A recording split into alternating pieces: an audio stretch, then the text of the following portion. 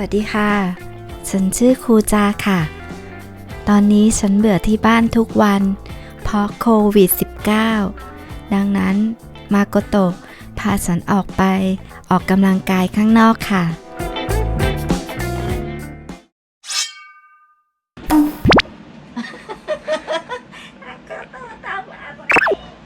ครูจ้า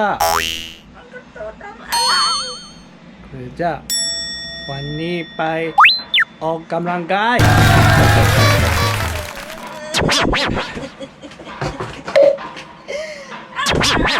ครูจ้าอ้วนมากออกกำลังกายตอนเย็นโอ้ยมีน้ำด้วยออกอะไรตอนนี้บ่าย2ร้อนมาก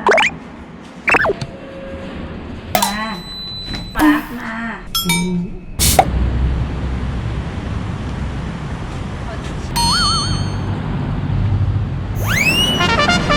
ไม่ต้องหา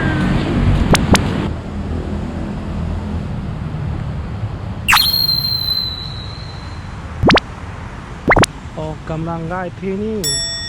รู้แล้วแต่ตอนนี้มันร้อนอยู่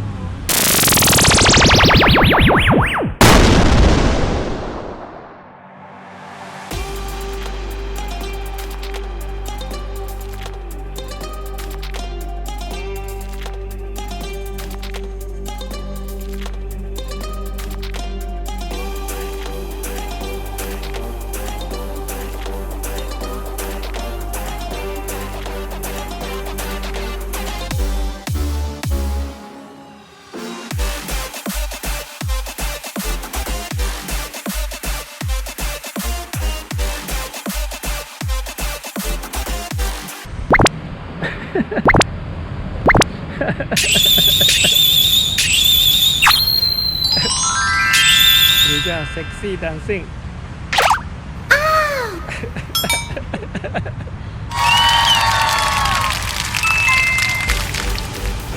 หรือจะเซ็กซี่มาก